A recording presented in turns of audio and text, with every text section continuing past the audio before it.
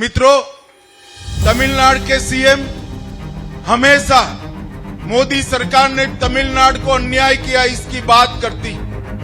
UPA सरकार ने 10 साल में 1,52,901 करोड़ रुपीस तमिलनाडु को दिया। 2G स्कैम अभी समाप्त नहीं हुआ है। மறக்கவே முடியாது இந்த 2G ஊழல் இன்னும் முடியவில்லை. कभी तो लगता है कि समाज में से चुन चुन कर सारे भ्रष्टाचारियों को डीएमके ने मेंबरशिप ड्राइव में शामिल किया है। இது எப்படி இருக்குன்னு கேட்டா யார் யாரெல்லாம் ஊழல் பெருச்சாளிகளோ யார் யாரெல்லாம் ஊழல் செய்யறதுல உச்சத்துல இருக்காங்களோ அவங்கள தேடி தேடி தான் திமுக மெம்பராவே சேர்க்கும் போல இருக்கு. मित्रों, ये सारी चीज से तमिलनाडु की जनता परेशान है। இந்த ஊழல்வாதிகளால் தமிழ்நாடு மிகவும் துயரம் அடைந்திருக்கிறது, துன்பத்தில் இருக்கிறது.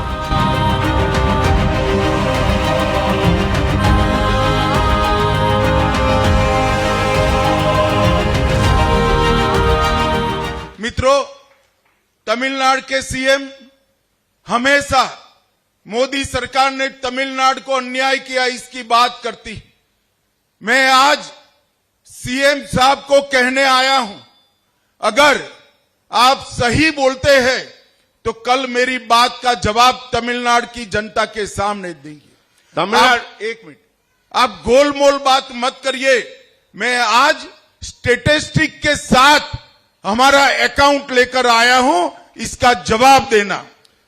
மாண்புமிகு முதல்வர் அவர்களே, உங்களுக்கு நான் தெரிவித்துக் கொள்கிறேன், நீங்க தமிழக மக்களுக்கு மிகப்பெரிய பொய்யை சொல்லி துரோகம் இழைத்துக் கொண்டிருக்கிறீர்கள். நான் உங்க முன்னாடி புள்ளி விவரங்களோடு நிற்கிறேன். அதாவது நீங்க இது மாதிரி இல்லாத கற்பனையை இந்த தொகுதி மறுசீரமைப்புல மக்களுக்கு இழப்பு ஏற்படுகிறது என்பதை தெரிவிப்பது கண்டிக்கத்தக்கது. உண்மையை நான் உரைத்திருக்கிறேன். நீங்க எனக்கு பதில் சொல்ல கடமைப்பட்டிருக்கீங்க. இல்லை என்பதை நான் அறுதியிட்டு கூறிவிட்டேன். எனக்கு பதில் சொல்ல நீங்க கடமைப்பட்டிருக்கிறீர்கள். எதன் அடிப்படையில் இப்படி ஒரு பொய்யை சொல்கிறீர்கள் என்று நீங்கள் பதில் கூற வேண்டும். मित्रों, यूपीए की सरकार थी, 10 साल तक चली, 2004 से 14 तक, और उसने तमिलनाडु को डिवोल्यूशन और ग्रांटेड एड में 10 साल में 1,52,901 करोड़ रुपीस दिया। यूपीए सरकार ने 10 साल में 1,52,901 करोड़ रुपीस तमिलनाडु को दिया। அதாவது 2004 இருந்து 14 வரைக்கும் நடைபெற்ற யூபிஏ கவர்மெண்ட் ஆட்சியில டெவல்யூஷன் கிராண்ட் இன் எய்ட், அதாவது இந்த திட்டங்களுக்காக வழங்கப்படும் மானிய தொகை உட்பட கொடுக்கப்பட்ட மொத்த தொகை 1,52,901 கோடி ரூபாய்.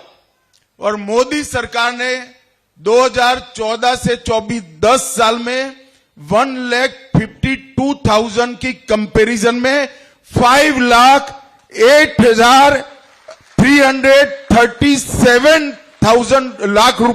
करोड़ रुपीस दिया।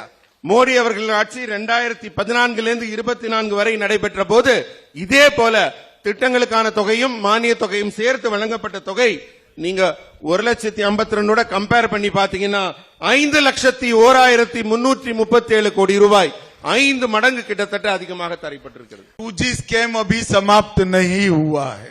மறக்கவே முடியாது இந்த 2G ஊழல் இன்னும் முடியவில்லை. कभी तो लगता है कि समाज में से चुन चुन कर सारे भ्रष्टाचारियों को डीएमके ने मेंबरशिप ड्राइव में शामिल किया है।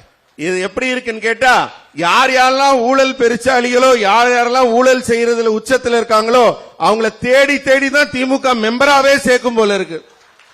मित्रों, ये सारी चीज से तमिलनाडु की जनता परेशान है। இந்த ஊழல்வாதிகளால் தமிழ்நாடு மிகவும் துயரம் அடைந்திருக்கிறது, துன்பத்தில் இருக்கிறது. और इसलिए तमिलनाडु के मुख्यमंत्री और उनके सुपुत्र दोनों तमिलनाडु जनता का ध्यान भटकाने के लिए कुछ मुद्दे खड़े कर रहे हैं.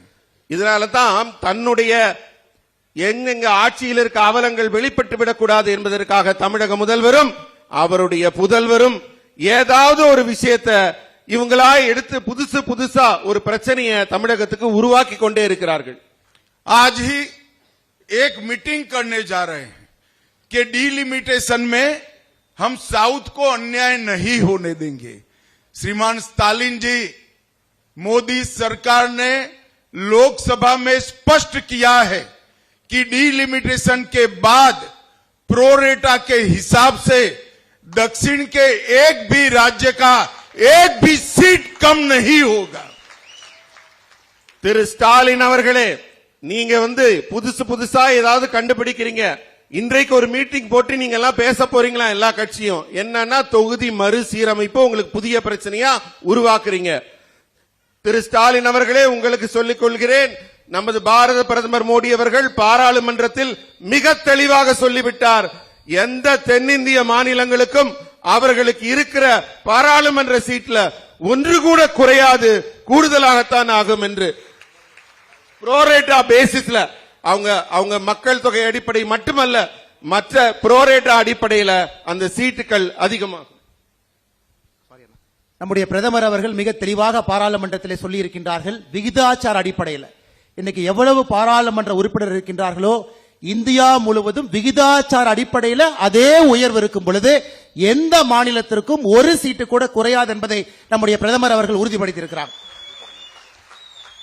और मैं फिर से एक बार कोयम्बतूर की ये पवित्र भूमि पर से दक्षिण के सभी राज्य की जनता को आश्वस्त करना चाहता हूं कि मोदी जी ने निश्चित रूप से आपके सभी हितों की रक्षा कर डिलिमिटेशन में आपका एक भी सीट प्रोरेटा कम न हो और जो बढ़ोतरी होगी इसमें उचित हिस्सा दक्षिण भारत के राज्यों को भी मिलेगा.